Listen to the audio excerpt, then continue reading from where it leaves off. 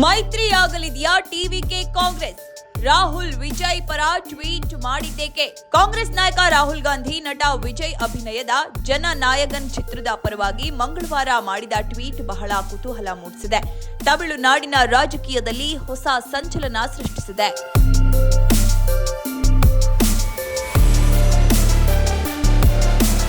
ಕಾಂಗ್ರೆಸ್ ನಾಯಕ ರಾಹುಲ್ ಗಾಂಧಿ ವಿಜಯ್ ಅಭಿನಯದ ಜನನಾಯಕನ್ ಚಿತ್ರಕ್ಕೆ ನೀಡಿದ ಸಾರ್ವಜನಿಕ ಬೆಂಬಲವನ್ನ ಸ್ನೇಹಪರ ವರ್ತನೆ ಎಂದು ಬಣ್ಣಿಸಿದೆ.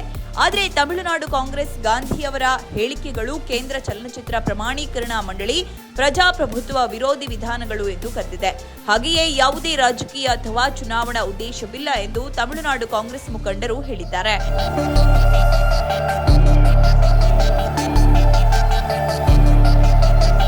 ಸೆಪ್ಟೆಂಬರ್ 27, 2025ರಂದು ಕರೂರ್ನಲ್ಲಿ ನಡೆದ ಕಾಲ್ತುಳಿತದ ನಂತರ ರಾಹುಲ್ ಗಾಂಧಿ ವಿಜಯ್ ಅವರನ್ನ ಬೆಂಬಲಿಸುತ್ತಿದ್ದರು ಮತ್ತು ವಿಜಯ್ ಅವರ ಅಂತಿಮ ಚಿತ್ರವನ್ನು ಬೆಂಬಲಿಸುವ ಮತ್ತು ಕೇಂದ್ರವನ್ನು ವಿರೋಧಿಸುವ ಅವರ ಇತ್ತೀಚಿನ ಹೇಳಿಕೆಗಳನ್ನು ಸಾರ್ವಜನಿಕ ಬೆಂಬಲವಾಗಿ ನೋಡಿ ಎಂದು ಟಿವಿಕೆಯ ಹಿರಿಯ ನಾಯಕರೊಬ್ಬರು ಹೇಳಿದ್ದಾರೆ. ಆದಾಗ್ಯೂ ಯಾವುದೇ ಸಂಭಾವ್ಯ ಚುನಾವಣಾ ಮೈತ್ರಿಯ ಬಗ್ಗೆ ಪ್ರತಿಕ್ರಿಯಿಸಲು ನಾಯಕ ನಿರಾಕರಿಸಿದ್ರು.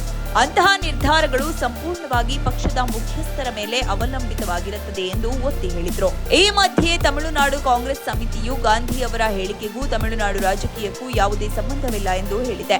ಕನ್ಯಾಕುಮಾರಿಯ ಕಾಂಗ್ರೆಸ್ ಸಂಸದ ವಿಜಯ್ ವಸಂತ್ ಅವರು ಗಾಂಧಿಯವರ ಹಸ್ತಕ್ಷೇಪವನ್ನು ಬೆಂಬಲಿಸಿದ್ರು. ಕೇಂದ್ರ ಸರ್ಕಾರದ ನಾಟಕೀಯಗಳು ತಮಿಳು ಸಂಸ್ಕೃತಿ ಮತ್ತು ಅವರ ಶ್ರೀಮಂತ ಪರಂಪರೆಯನ್ನು ದುರ್ಬಲಗೊಳಿಸುವಲ್ಲಿ ಯಶಸ್ವಿಯಾಗುವುದಿಲ್ಲ ಎಂದು ಕಾಂಗ್ರೆಸ್ ನಾಯಕರು ಸರಿಯಾಗಿಯೇ ಹೇಳಿದ್ದಾರೆ ಎಂದು ಹೇಳಿದರು.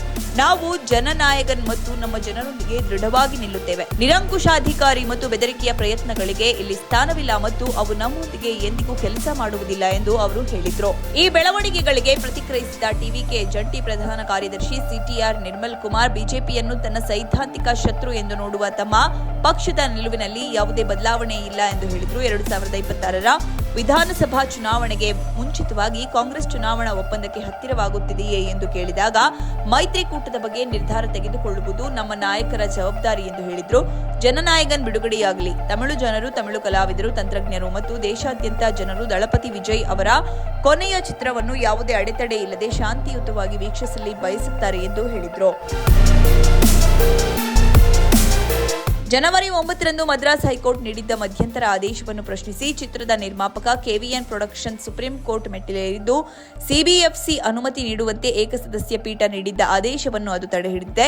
ಜನವರಿ 9ರಂದು ಬಿಡುಗಡೆಯಾಗಬೇಕಿದ್ದ ಜನನಾಯಕನ್ ಚಿತ್ರ ಸೆನ್ಸಾರ್ ವಿವಾದಕ್ಕೆ ಸಿಲುಕಿದ್ದು ವಿಜಯ್ ರಾಜಕೀಯಕ್ಕೆ ಪೂರ್ಣ ಪ್ರಮಾಣದಲ್ಲಿ ಪ್ರವೇಶಿಸುವ ಮುನ್ನ ಅವರ ಕೊನೆಯ ಚಿತ್ರ ಇದಾಗಿದೆ ಎಂದು ಹೇಳಿ ಚಿತ್ರದ ಬಿಡುಗಡೆಗೆ ಕೆವಿಎನ್ ಪ್ರೊಡಕ್ಷನ್ ಸುಪ್ರೀಂ ಕೋರ್ಟ್ ಮೆಟ್ಟಿಲೇರಿದೆ. ಹಾಗೆಯೇ ವಿಜಯ್ ಅವರ ಜನನಾಯಕನ್ ರಾಹುಲ್ ಗಾಂಧಿ ಬೆಂಬಲ ನೀಡಿರುವುದು ಸ್ನೇಹಪರ ಸೂಚನೆ ಎಂದು ತಮಿಳಗ ವೆಟ್ರಿ ಕಳಗಂ ಹೇಳಿದೆ. ತಮಿಳುನಾಡು ಕಾಂಗ್ರೆಸ್ ಈ ಹೇಳಿಕೆಗಳು ಸಿಬಿಎಫ್ಸಿ ಕ್ರಮಗಳನ್ನು ಮಾತ್ರ ವಿರೋಧಿಸುತ್ತವೆ ಮತ್ತು ಯಾವುದೇ ಚುನಾವಣಾ ಉದ್ದೇಶವನ್ನು ಹೊಂದಿಲ್ಲ ಎಂದು ಹೇಳುತ್ತೆ.